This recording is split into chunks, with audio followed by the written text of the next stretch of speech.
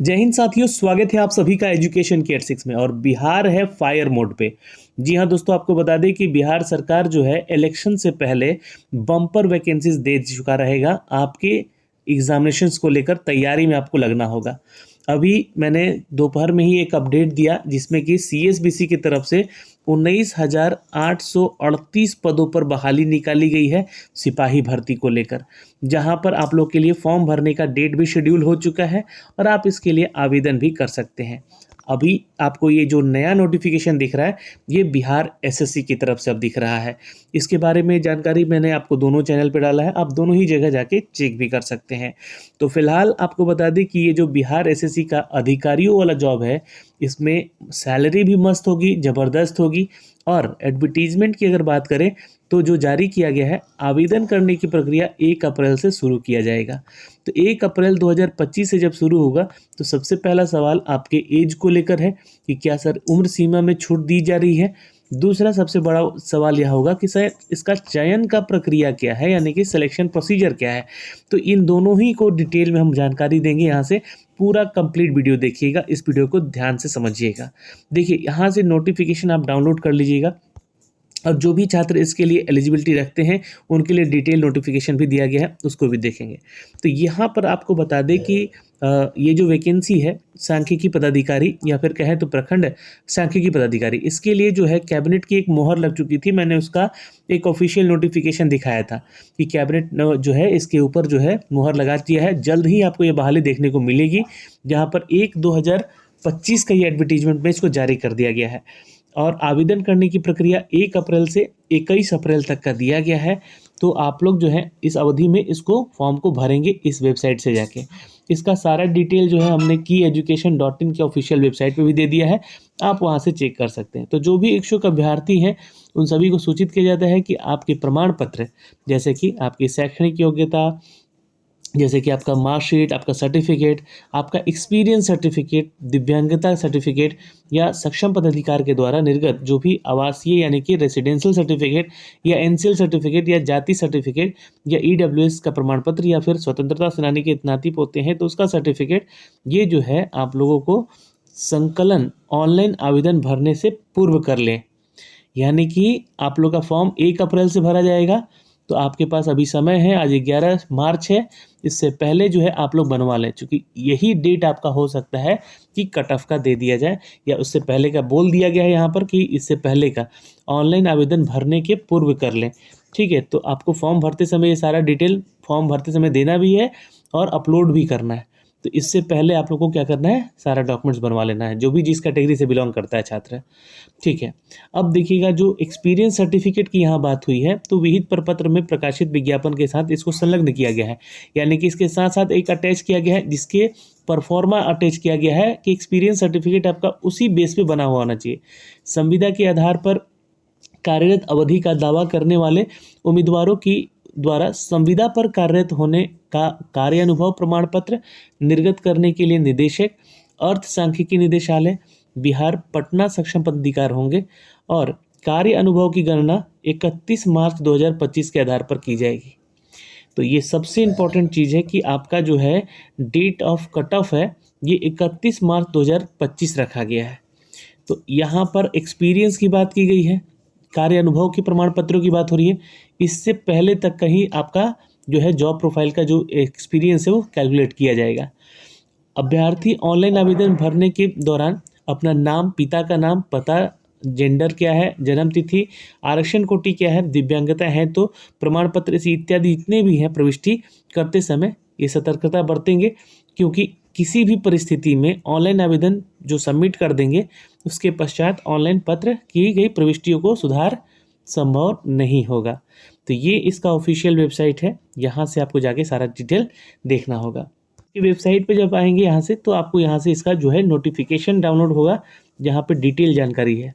और experience certificate के लिए ये दिया गया है आपको परफॉर्मा, और यहाँ पर डाउनलोड करना है जो कि कोई स्क्राइब फॉर्मेट में बैठता है ना छात्र, कि अपने लिए स्क्राइब लेके दिव्यांगता से है और स्क्राइब अपने जगह पे बिठाता है, तो उसका परफॉर्मेट है।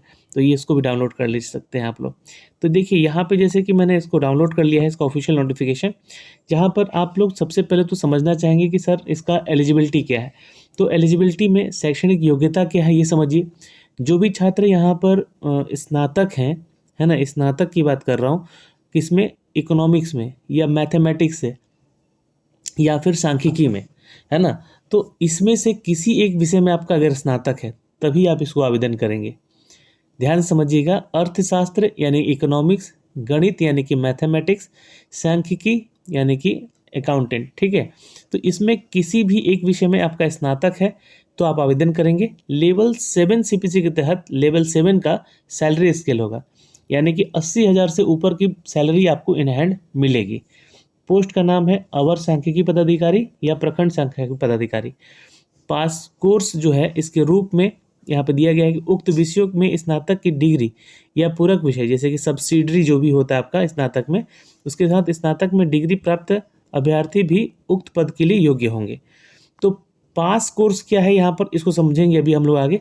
इसे है ना, पास कोर्स जो भी आपने पास किया है जिस कोर्स को, उसके रूप में उक्त विषयों में स्नातक की डिग्री या फिर सब्सिडरी के साथ स्नातक भी, जैसे मान लीजिए कि आपका इकोनॉमिक्स जो है ऑनर्स पेपर नहीं है लेकिन सब्सिडरी में है, मैथ जो है मान लीजिए कि ऑनर्स में नहीं है सब्सिडरी में है, या सांख्यिकी जो है ऑनर्स में नहीं है वो सब्सिडरी में है, तो भी आप इसको आवेदन कर सकते हैं।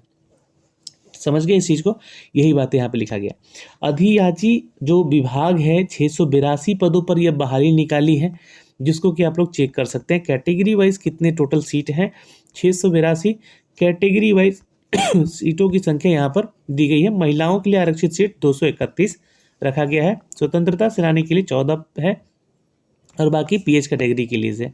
तो ये 35% के आरक्षण के हॉरिजेंटली आरक्षण के आधार पे 231 सीटें गई हैं यहाँ पे। ये 2% के आधार पे गया है इनको आरक्षण का, ये जानकारी यहाँ से, ठीक है। अब एज लिमिटेशन की बात हुई है तो उम्र सीमा की गणना इनकी 1 अगस्त 2024 के आधार पर की जाएगी, यानी कि डेट ऑफ कट ऑफ 1 अगस्त 2024 दिया गया है। ये आई थिंक मुझे लगता है कि इसको 25 देना चाहिए था, क्योंकि अभी बहाली जितनी आ रही है उसमें डेट में रिलैक्सेशन दिया जा रहा है, लेकिन यहाँ पर 24 लिखा गया है, ठीक है। परंतु वैसे अभ्यर्थी जो कि 1 अगस्त 2010 को सरकार के द्वारा निर्गत अधिकतम उम्र सीमा धारित करते हों, उक्त तिथि तक निर्धारित शैक्षणिक योग्यता धारण करते हों, वे भी उम्र सीमा के आधार पर सामान्य प्रशासन विभाग के पत्रांक संख्या 23 जनवरी 2006 के आलोक में इस परीक्षा के लिए पात्र होंगे। तो ये न्यूनतम यहाँ पे हो गया, है ना। वैसे अभ्यर्थी जो कि इस डेट को सरकार के द्वारा अधिकतम उम्र सीमा धारित करते हों, है ना, और ये हो गया आपका न्यूनतम एज का लिमिटेशन, ठीक है। तो इस बीच में आपका जो है एज लिमिटेशन होना चाहिए, तो आपको यहाँ पर मौका मिलेगा आवेदन करने का। 21 साल कम से कम आपका उम्र सीमा होना चाहिए न्यूनतम, बाकी रिलैक्सेशन आपको मिलेगा, है ना। 37 वर्ष है, 40 वर्ष है, तो इसके लिए आप आवेदन कर सकते हैं category wise. OBC male female हैं तो 40 साल, अनारक्षित महिला है तो 40 साल, SC ST है पुरुष महिला तो 42 साल, दिव्यांग है तो यहाँ पर 10 साल तक के लिए आप आवेदन कर सकते हैं, छूट मिलेगा आपको इसमें। और मैट्रिकुलेशन के आधार पर आपका सारा जो है जांच किया जाएगा, जन्म तिथि का जो है कैलकुलेशन किया जाएगा, ठीक है। अब यहाँ पे देखिएगा तो जो आपका पोस्ट है इसका नियमावली 2024 का बना हुआ है ना। बिहार राज्य के अंतर्गत संविदा के आधार पर पूर्व से नियोजित कनीय सांख्यिकी सहायक, प्रखंड सांख्यिकी पर्यवेक्षक, अन्वेषक को अधिकतम उम्र सीमा में संविदा पर कार्य की गई अवधि के समतुल्य अवधि में छूट दी जाएगी। मतलब अगर आपने इन विभागों में इन पोस्ट पे काम किया है तो आपको एज में छूट मिलेगा। संविदा पर कार्य की गई अवधि समतुल्य की छूट हेतु आवश्यक है। संविदा पर नियुक्ति सक्षम पदाधिकारी के द्वारा चयन और रोस्टर की प्रक्रिया पालन करने के बाद स्वीकृति पद विरुद्ध की गई है। संविदा के आधार पर कार्यरत अवधि की गणना निदेशक अर्थ सांख्यिकी निदेशालय बिहार पटना के द्वारा कार्यानुभव प्रमाण पत्र निर्गत करने के आधार पर ही किया जाएगा। मतलब कि एक्सपीरियंस भी आपका यहाँ से होना चाहिए, तभी आपका, ऐसे नहीं कि कहीं भी आप जॉब किए हैं तो आपको यहाँ पे छूट मिलेगा एज में, ठीक है। कार्य अनुभव की गणना 31 मार्च 2025 के आधार पर की जाएगी, ठीक है। एक्सपीरियंस का जो है कैलकुलेशन होगा, डेट ऑफ कट ऑफ, ये ध्यान करिए यहाँ से। अब सिलेक्शन प्रोसीजर पे आ जाइए, बहुत इंपॉर्टेंट चीज़ है यहाँ से। कि जो चयन की प्रक्रिया है, लिखित परीक्षा होगी जिसमें कि 75 अंक के प्रश्न पूछे जाएंगे, है ना। और उसके बाद जो आपका 25 अंक होगा, हर साल के लिए 5 अंक आपको देय होगा। मैक्सिमम 25 अंक आपको मिल सकता है प्रति कार्यरत वर्ष के लिए।